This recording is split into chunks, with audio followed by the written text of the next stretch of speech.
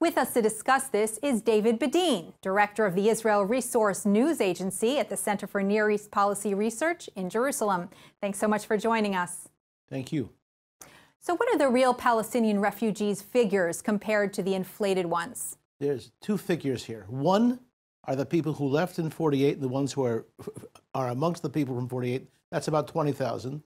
And the rest is about 5 million who are counted as descendants of the people who left in 48.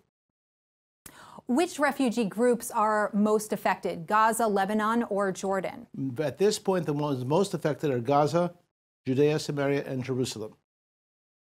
Which Arab host countries have absorbed the refugees and given them civil status? There's only one country that's given civil status to the Arab refugees, and that's Jordan. They are the Arab refugees in Jordan are full-fledged citizens of Jordan. Do any Arab governments still hope the right of return in peace talks will help them get the Palestinians out? Let's be very clear about something. This is the focus. The focus of all Arab points of view at this point is the right of return. All Arab countries and the PLO and the Arab League push the issue of right of return as a prime issue that they do not want to get rid of. Not only that, but it's become the right of return by force of arms. So it becomes a lethal right of return. Why have these Arab countries enforced this? Well, look, it's a way of continuing the war. The 1948 war was not resolved. It was only an armistice.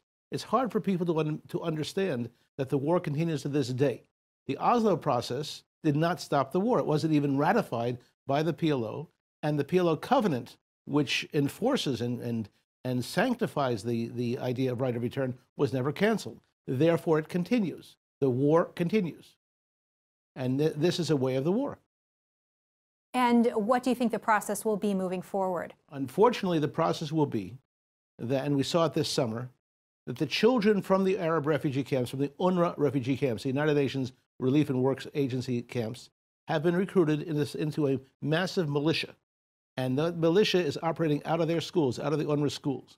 Ironically, those UNRWA schools are not financed through Iran, but financed by 67 countries, most of which are Western democratic countries. And these are the factors that are pushing it. Only yesterday, we received a letter from the British government. My staff asked the British government, would you consider stopping the military training in the UNRWA schools? And the answer is, we have ways of overseeing what's going on in UNRWA.